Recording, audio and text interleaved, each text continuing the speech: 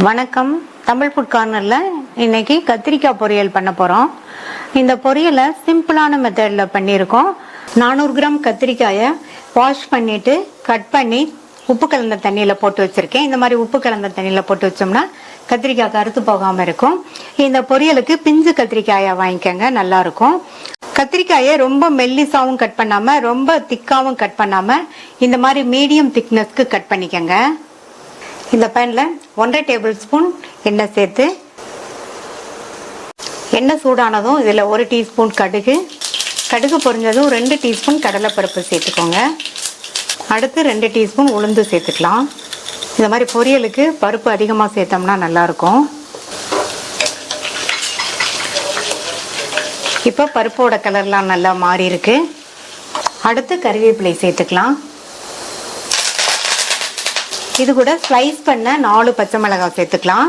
இந்த பொரியலுக்கு பச்சை மிளகாய் காரம் தான், நம்ம மிளகாத்தூள் எதுவும் சேர்க்கலை, அதனால் காரத்துக்கு தகுந்தபடி சேர்த்துக்கோங்க. கூடவே ஒரு கட் பண்ண காஞ்ச மிளகாவையும் சேர்த்துட்டு இதை லைட்டாக நல்லா வதக்கி விட்டுக்கலாம். இந்த மிளகாவோட காரம்லாம் நல்லா எண்ணெயில் இறங்குற அளவுக்கு 1 நிமிஷத்துக்கு நல்லா வதக்கி விட்டுக்கலாம்.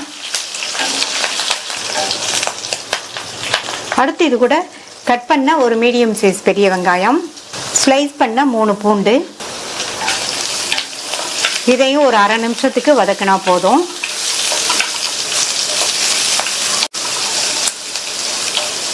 அடுத்து இதில் தண்ணியில் கட் பண்ணி போட்ட கத்திரிக்காயை தண்ணியை நல்லா கம்ப்ளீட்டாக வடிச்சிட்டு இதில் சேர்த்துடலாம். இது கூட 1/4 டீஸ்பூன் மஞ்சள் தூள் சேர்த்துட்டு ஹை ஃப்ளேமில் வச்சு எண்ணெயிலேயே நல்லா ஒரு 2 நிமிஷத்துக்கு இந்த காயை வதக்கி விட்டுக்கோங்க.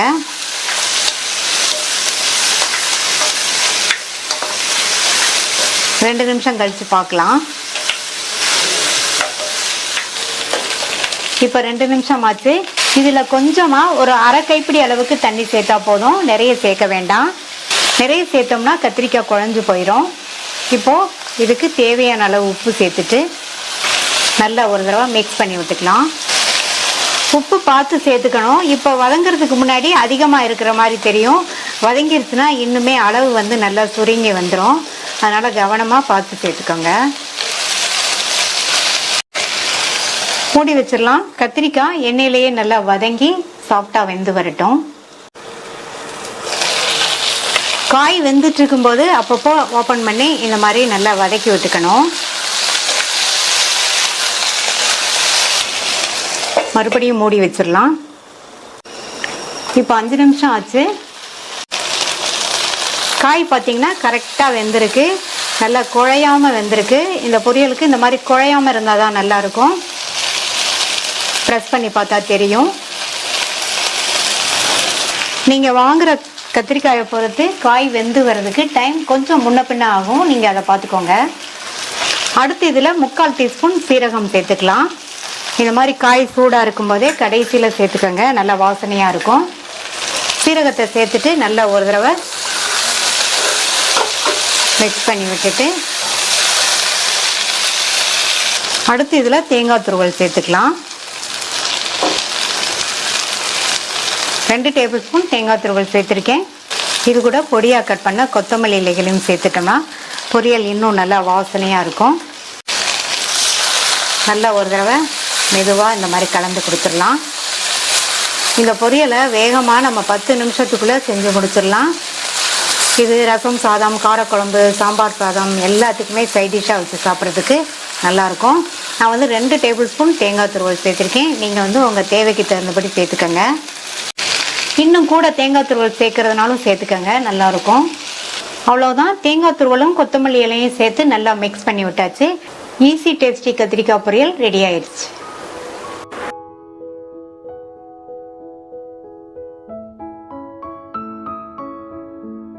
கத்திரிக்காய் தவா ஃப்ரை பண்ண போகிறோம். எல்லா வகை சாதத்துக்கும் சைட் டிஷ்ஷாக வச்சு சாப்பிட்றதுக்கு ரொம்ப சூப்பராக இருக்கும். கத்திரிக்காய் ஃப்ரை பண்ணுறதுக்கு ஒரு பெரிய சைஸ் கத்திரிக்காய் வச்சுருக்கேன். இந்த ஃப்ரைக்கு ரவுண்ட் ஸ்லைசஸாக கட் பண்ணி தான் பண்ணணும், அதனால் பெரிய கத்திரிக்காயாக இருந்தால் கரெக்டாக இருக்கும். நான் வாங்கியிருக்கிறது 300 கிராம் கத்திரிக்காய். ஃபஸ்ட்டு இந்த காம்பை கட் பண்ணிவிட்டு ரவுண்ட் ஸ்லைசஸாக கட் பண்ணிக்கணும்.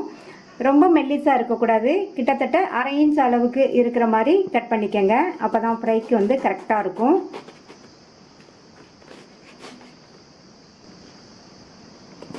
இந்த திக்னஸ் இருக்கிற மாதிரி கட் பண்ணிக்கங்க. இதே மாதிரி எல்லாத்தையும் கட் பண்ணிக்கலாம். எல்லா பீசஸையும் கட் பண்ணி தண்ணியில் போட்டு வச்சுருக்கேன். இந்த மாதிரி தண்ணியில் போட்டு வச்சோம்னா கத்திரிக்காய் கருத்து போகாமல் இருக்கும்.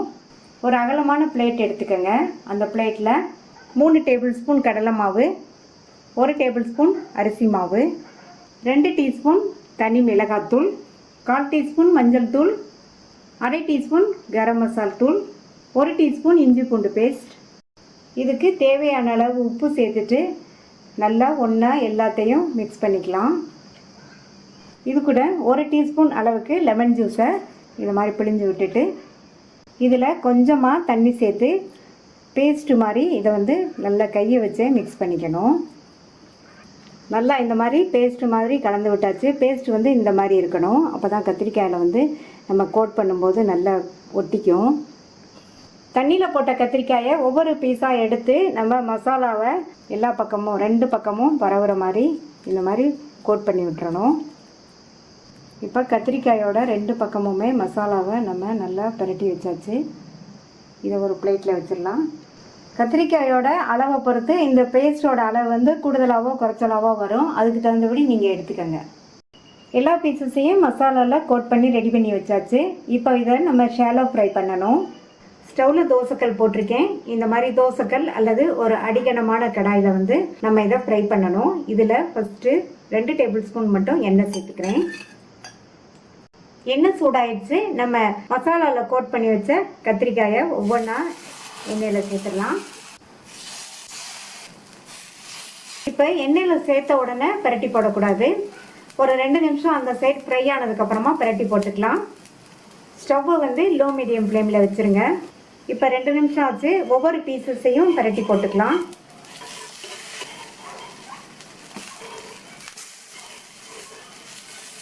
பிரட்டி விட்டுட்டு லைட்டாக மட்டும் எல்லா பீசஸையும் சுற்றி கொஞ்சமாக எண்ணெய் விட்டுக்கலாம். இப்போ அந்த சைடுமே கத்திரிக்காய் நல்லா ஃப்ரை ஆயிடுச்சு. எடுத்துடலாம். நல்லா மொறு மொறுன்னு டேஸ்டான கத்திரிக்காய் தவா ஃப்ரை ரெடி ஆயிடுச்சு. இதே மாதிரி மீதி உள்ளதையும் போட்டு எடுத்துடலாம்.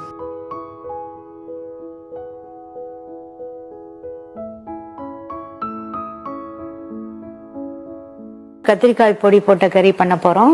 நல்லா கம கமன் வாசனையாக டேஸ்ட் ரொம்ப சூப்பராக இருக்கும். 300 கிராம் கத்திரிக்காய் எடுத்து வச்சுருக்கேன். இதை நீல வாக்கில் கட் பண்ணி உப்பு கலந்த தண்ணியில் கட் பண்ணி சேர்த்துக்கலாம். உப்பு கலந்த தண்ணியில் கத்திரிக்காயை கட் பண்ணி போட்டோம்னா கத்திரிக்காயோட கலர் மாறாமல் இருக்கும். ஒவ்வொரு கத்திரிக்காயும் நீல வாக்கில் இந்த மாதிரி திக்னஸ்க்கு இருக்கிற மாதிரி கட் பண்ணிக்கங்க. அடுத்து இந்த கறிக்கு ஒரு பொடி வறுத்தரைக்கணும். இந்த பேனில் 1/2 டீஸ்பூன் எண்ணெய் சேர்க்குறேன். எண்ணெய் சூடாயிடுச்சு. அதில் 1 டேபிள் ஸ்பூன் கடலைப்பருப்பு, 1 டேபிள் ஸ்பூன் உளுந்து. இந்த 2 பருப்பும் வறுபட்டு அதனுடைய கலர் லைட்டாக சேஞ்ச் ஆகி வர வரையும் வறுத்துக்கலாம்.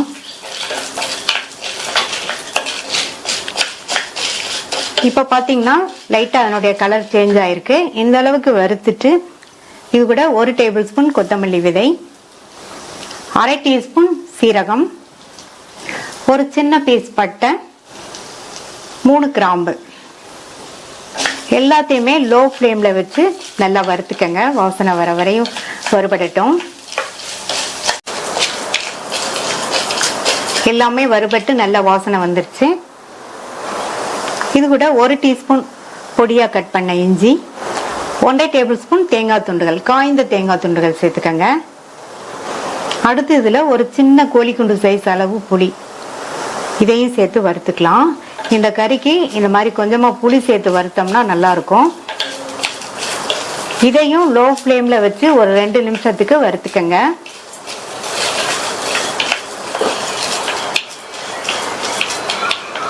அடுத்து இதில் கொஞ்சமாக கசூரி மேத்தி இலைகள் சேர்த்துக்கலாம்.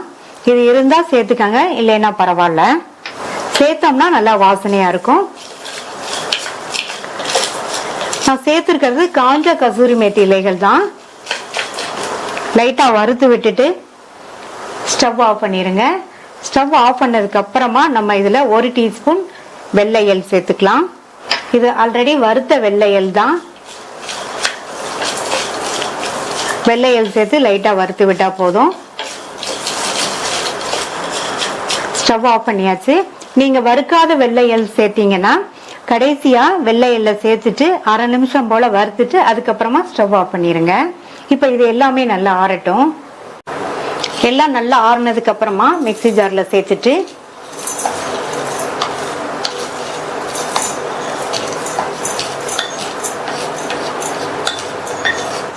இது கூட 2 பிஞ்ச் மஞ்சள் தூள், 1/2 டீஸ்பூன் தனி மிளகாத்தூள்.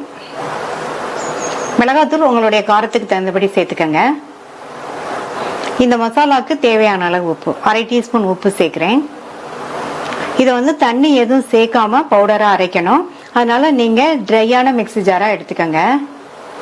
இந்த பேன்ல 4 டீஸ்பூன் எண்ணெய் சேர்க்கிறேன். எண்ணெய் சூடாயிடுச்சு. அதுல 1/2 டீஸ்பூன் கடுகு, கடுகு பொரிஞ்சதும் அதுல 1/2 டீஸ்பூன் உளுந்தும் கொஞ்சமா 1/4 டீஸ்பூன்ல பாதி சீரகமும் சேர்த்துக்கலாம். அடுத்து கறிவேப்பிலை, கூடவே 2 கட் பண்ண காஞ்ச மிளகாய் சேர்த்துட்டு லைட்டா வதக்கியாச்சு. இதுல நம்ம தண்ணியில கட் பண்ணி போட்ட கத்திரிக்காயை தண்ணியை நல்லா வடிச்சிட்டு சேர்த்துக்கலாம். இதுல 1/4 டீஸ்பூன் மஞ்சள் தூள் சேர்க்கிறேன்.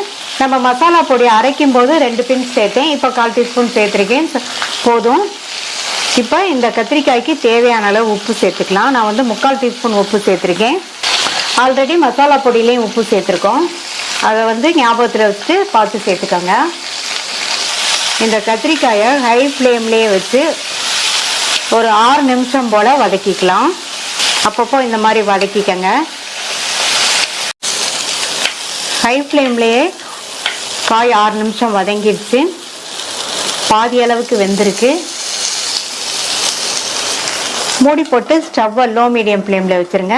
கத்திரிக்காய் நல்லா ஃபுல்லாக வெந்து வரட்டும், குழையாம வேகணும். இடையில அப்பப்போ ஓப்பன் பண்ணி பார்த்து வதக்கி விட்டுக்கங்க. லோ மீடியம் ஃப்ளேமில் வச்சு 6 நிமிஷம் கிட்ட ஆயிடுச்சு. கத்திரிக்காய் பார்த்தீங்கன்னா நல்லா கரெக்டாக வெந்திருக்கு. பீசஸ்மே நம்ம போடும்போது இருந்ததை விடவே அளவு வந்து குறைஞ்சி வந்திருக்கு பாருங்க. அதனால நீங்க கட் பண்ணி போடும்போது கொஞ்சம் பெரிய பெரிய பீசஸா கட் பண்ணிக்கங்க. இதுல நம்ம வறுத்து அரைச்ச அந்த மசாலா பொடியை சேர்த்துக்கலாம். சேர்த்துட்டு நல்லா கலந்து விட்டுருங்க. இந்த மசாலா பொடி எல்லா கத்திரிக்காய் பீசஸ்லயும் நல்லா கோட் ஆகணும்.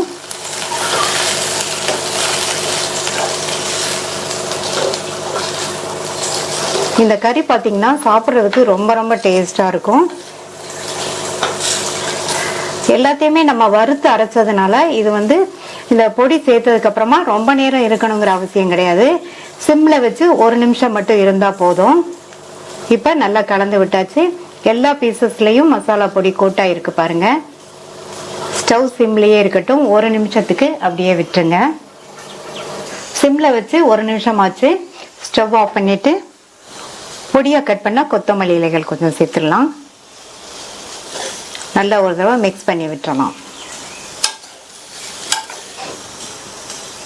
நல்லா கமகமன் வாசனையோட பொடி போட்ட கத்திரிக்காய் மசாலா கறி ரெடி ஆயிடுச்சு.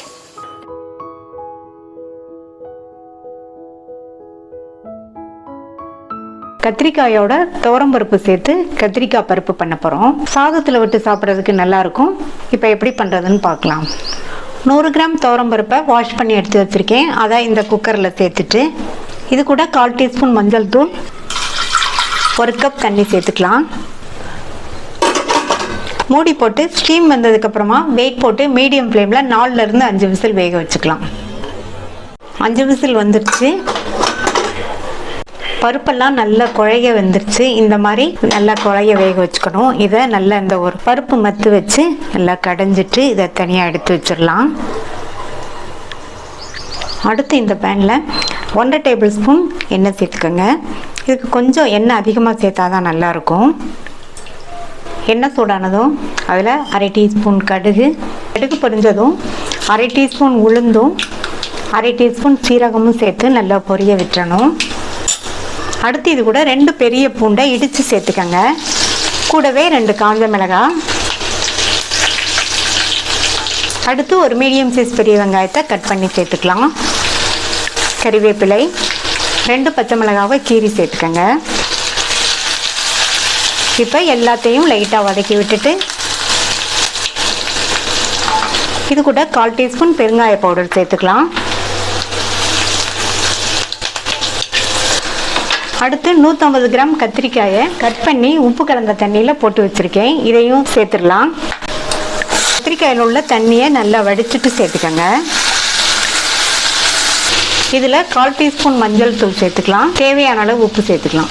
கத்திரிக்காய் உப்பு கலந்த தண்ணியில் நம்ம கட் பண்ணி போட்டதுனால இப்போ உப்பு பார்த்து சேர்த்துக்கணும். அப்புறமா தேவைப்பட்டால் சேர்த்துக்கலாம். இப்போ இந்த கத்திரிக்காயை நல்லா 1 நிமிஷத்துக்கு ஹை ஃப்ளேமில் வச்சு வதக்கி விட்டுக்கலாம். மூடி வச்சிடலாம். இந்த கத்திரிக்காய் எண்ணெயிலேயே நல்லா சாஃப்ட் ஆகிற வரையும் வதங்கட்டும். அப்பப்போ ஓப்பன் பண்ணி பார்த்து வதக்கி விட்டுக்கங்க. கத்திரிக்காய் எண்ணெயிலேயே வதங்கி நல்லா சாஃப்ட் ஆயிடுச்சு. அடுத்து இதில் 2 மீடியம் சைஸ் தக்காளியை கட் பண்ணி சேர்த்துக்கோங்க. சேர்த்துட்டு நல்லா ஒரு தடவை வதக்கி விட்டுருங்க. மறுபடியும் மூடி வச்சிடலாம். இந்த தக்காளியுமே நல்லா வதங்கி மேட்ச் ஆகி வரட்டும். அது வரையும் வதங்கிட்டு இருக்கட்டும். எப்பவும் போல் ஓப்பன் பண்ணி பார்த்து கிண்டி விட்டுக்கங்க. ஸ்டவ் மீடியம் ஃப்ளேம்லேயே இருக்கட்டும். தக்காளியுமே நல்லா வதங்கி நசிச்சிருச்சு. அடுத்து இது கூட 2 டீஸ்பூன் தனி மிளகாத்தூள் சேர்த்துக்கலாம். நான் 2 டீஸ்பூன் சேர்த்துருக்கேன். நீங்கள் உங்கள் காரத்துக்கு தகுந்தபடி சேர்த்துக்கோங்க. நல்லா ஒரு தடவை கலந்து விட்டுறலாம். அடுத்து இது கூட வேக வச்ச இந்த துவரம் பருப்பை சேர்த்துக்கலாம். இந்த மாதிரி துவரம் பருப்பை வேக வச்சு நல்லா மசிச்சு விட்டோம்னா இந்த கத்திரிக்காய் பருப்பு டேஸ்ட்டாக இருக்கும். இது கூட பெரிய நெல்லிக்காய் சைஸ் அளவு புளியை கரைச்சி 1/4 கப் அளவுக்கு வடிகட்டி வச்சுருக்கேன். அதை சேர்த்துட்டு நல்லா ஒரு தடவை மிக்ஸ் பண்ணி விட்டுடலாம். அடுத்து இது கூட ஒரு 1/2 கப் போல் தண்ணி சேர்த்துக்கலாம். தண்ணி சேர்த்துட்டு நல்லா ஒரு தடவை மிக்ஸ் பண்ணி விட்டுட்டு உப்பு செக் பண்ணி தேவைப்பட்டால் சேர்த்துக்கோங்க. உப்பு செக் பண்ணி கொஞ்சம் சேர்த்துட்டேன். நல்லா ஒரு தடவை கலந்து விட்டுறலாம். மீடியம் ஃப்ளேமில் ஒரு 6லேருந்து 7 நிமிஷம் கொதிக்கட்டும். மீடியம் ஃப்ளேமில் 7 நிமிஷம் போல் கொதித்து நம்மளுடைய கத்திரிக்காய் பருப்பு ரெடி ஆயிடுச்சு. கடைசியாக பொடியாக கட் பண்ண கொத்தமல்லி இலைகள் கொஞ்சம் சேர்த்துக்கலாம். சேர்த்துட்டு மிக்ஸ் பண்ணி விட்டுட்டு ஸ்டவ் ஆஃப் பண்ணிடலாம். ரொம்ப சுவையான கத்திரிக்காய் பருப்பு சூப்பராக ரெடி ஆயிடுச்சு. ட்ரை பண்ணி பார்த்துட்டு உங்கள் கமெண்ட்ஸை சொல்லுங்கள். தேங்க்யூ.